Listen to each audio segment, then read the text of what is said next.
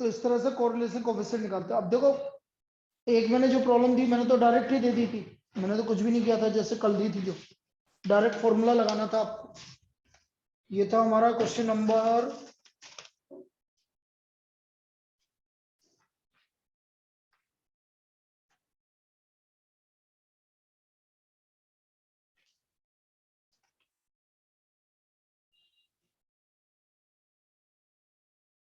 नहीं दिया था क्या मुझे? नहीं, इसका भी याद आ रहा मुझे, नहीं दिया। सर वो पहले मेजर में दिया था सर। अच्छा, पहले मेजर में दिया था क्या? कौन करंट वाला दिया था इस बार? है तो इसमें वो क्या करेगा कि ऐसे बोल देगा, for the set of 10 pairs of observations, if difference of rank, sum of squares of difference of rank, if sum of squares of difference of rank is 66, find correlation coefficient, ऐसे दे देगा डायरेक्ट। तो R equal to 1 minus 6 sigma D square कितना given है भैया आपको, और 10 into 10 square minus, तो 990। ये करना भाई कितना आ रहा है? 0.6 माइनस 1 करने के बाद में 0.6 आ गया इसका। तो ये इसका आर आ गया, तो वो डायरेक्ट ऐसे पूछिएगा, कोई दिक्कत वाली बात है ही नहीं। एक में क्या होता है, कभी कभी रैंक रिपीट होती है, उसको बोलते हैं टाइड रैंक। उसके लिए क्या फॉर्मूला बनता है और किस तरह से करते हैं वो देखिए। लिख ले बेटा, लिख ले, काम आएगा, इससे क्या करना है भाई। मुझे तो आता है, तुम मेरी बात कर, तो तेरे लिए करवा रहा हूं।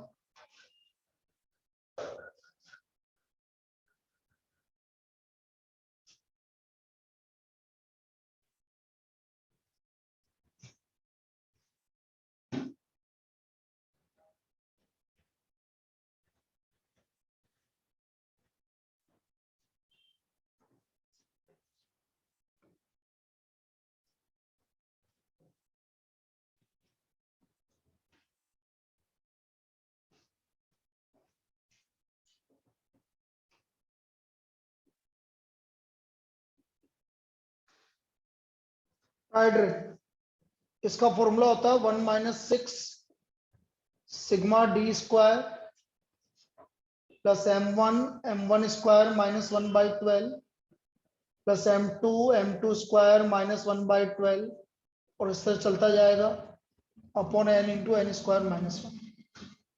अब यहाँ पर इंपॉर्टेंट पार्ट ये है कि m1 m2 क्या है, m1 m2 m3 जो भी आएगा वो कैसे आएगा। देखो इधर ये सब ये x और y सीरीज,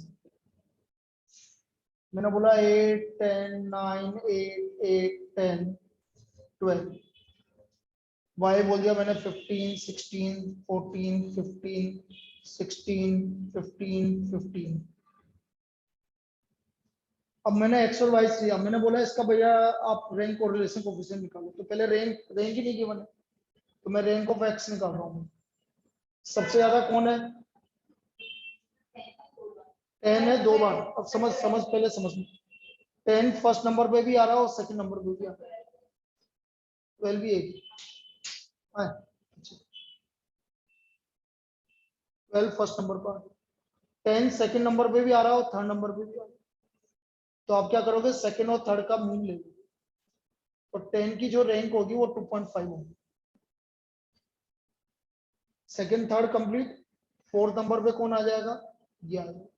फिर 8 कितनी बार है, 5 6 और इसका एवरेज लोगे तो 6 आ जाएगा। ये इसकी रैंक होगी। अब मैं रैंक ऑफ वाई निकाल रहा हूँ। सबसे बड़ा कौन है, 16 है कि 16 कितनी बार है, तो फर्स्ट और सेकंड पे आ रहा है 1.5। 16 के बाद 15 कितनी बार आ रहा है, 3 बार, तो थर्ड फोर्थ फिफ्थ, तो फोर्थ हो गया। और फोर्थ फोर्थ फिफ्थ सिक्स और थर्ड फोर्थ में क्या हुआ, 4 बार है क्या, फिर तो फिर आपकी रैंक 5 आ गई।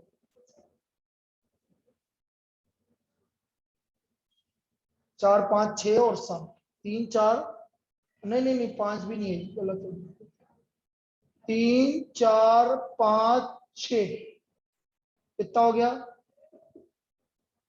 4.5 हो गई, क्या आ गई 4.5, और ये 7 होता है। अब देखो डी 1.5, 1 -3 1.5, 4.5 -2 -3.5। अब ऐड करके देख लो, यदि 0 नहीं आ रहा ना तो हमने गलत किया।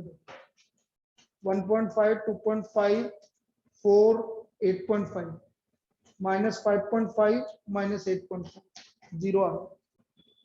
यदि नहीं आया तो इसका मतलब हमने गलत किया।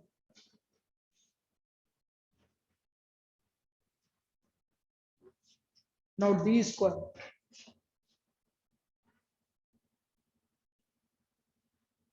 2.25 1 9 2.25 20.25 4 और 35 का स्क्वायर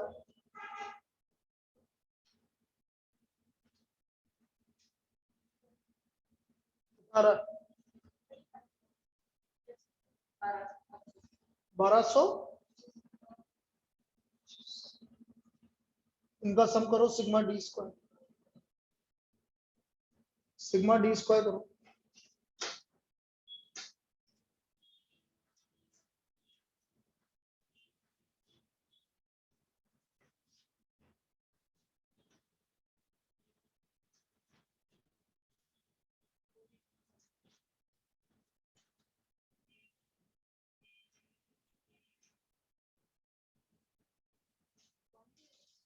आ रहा है 48.74।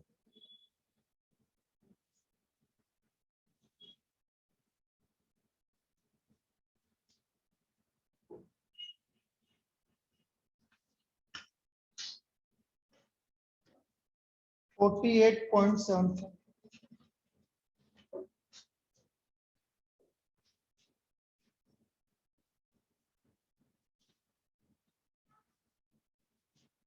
अब देखना और कैसे निकलेगा।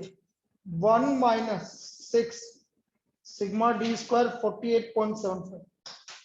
अब पहली वैल्यू कितनी बार रिपीट हो रही थी भाई, 10 कितनी बार हो रहा था, 2 बार। तो 2 × 2 स्क्वायर -1/2। फिर इसके बाद 8 कितनी बार रिपीट हो रहा था, तो 3 × 3 स्क्वायर -1/2। फिर इसके बाद 16 कितनी बार रिपीट हो रहा था,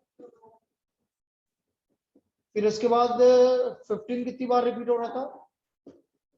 ऐसे करते हैं बेटा, और टोटल वैल्यू कितनी है, 7। ये इसका टाइड रैंक वाले केस में इसका कोरिलेशन कोएफिशिएंट है। अब इसको सोल्व करो।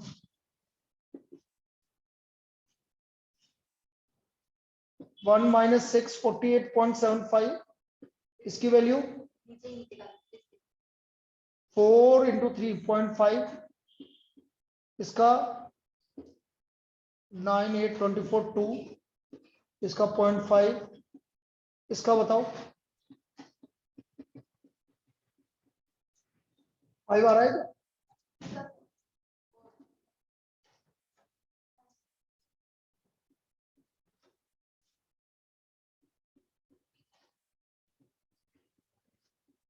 $48.75 $58 $48 $49.75 $51.75 $56.75।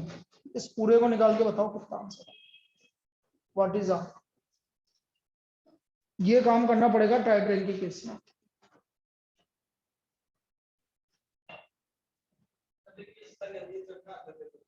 मैंने तो मेथड बताया है तेरे को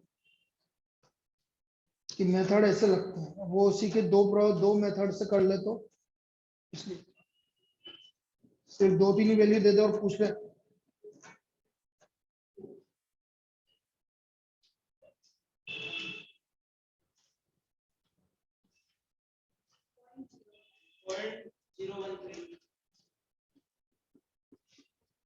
ये इसका आर होगा।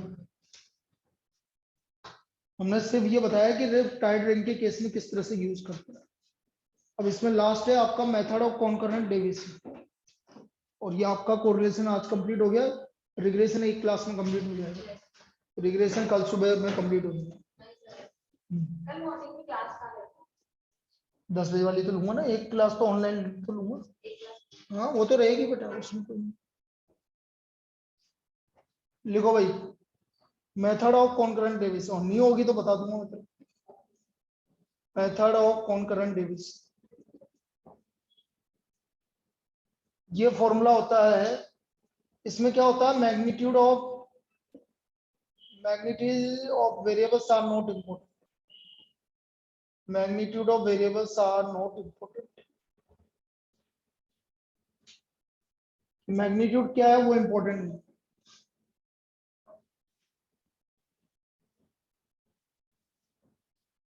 R equal to plus minus under root of plus minus 2c minus n upon n। C होता है number of concurrent deviation, important, number of concurrent deviation. जैसे कल एक प्रॉब्लम दिया था डायरेक्ट, C की वैल्यू कितनी गिवन थी 4, और M जो होता है वो n-1 होता है, तो M हो गया 10 गिवन थी उसमें कल वाली प्रॉब्लम 9, तो 2c माइनस n निकालोगे सबसे पहले, -1 आ रहा है मतलब R नेगेटिव है, तो वैल्यू क्या आएगी -1/3। ये 2c minus m, 2c minus m upon m, तो -1/3 आएगा इसका वैल्यू जो कल दिया था।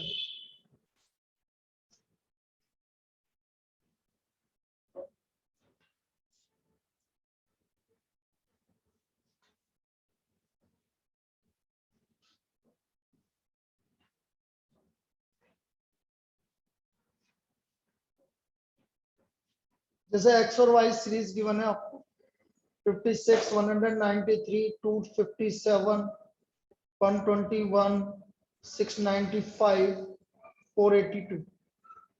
यहाँ पर आ गया 2020, 193, 295, 3057, फिर मैंने बोला 415 और 220। मैंने बोला मैग्नीट्यूड इंपॉर्टेंट नहीं है, उसकी चिंता मत करो। अब कैसे करेंगे, इससे ये बढ़ रहा है, बढ़ रहा है, घट रहा है, बढ़ रहा है, घट रहा है, इस वाले में घट रहा है, बढ़ रहा है, बढ़ रहा है, घट रहा है, घट रहा है। नंबर ऑफ कॉन्करेंट डेविएशन कितने आ गए, 1 2, तो C की वैल्यू आ गई 2, M कितना हो गया 1 2 3 4, 2c माइनस m 0 आ गया भाई यहाँ पर। So what is the value of R, 0। और यदि इसको और चेंज करना है तो देखो इधर मैंने बोल दिया 1357 और यहाँ बोल दिया 315 प्लस प्लस,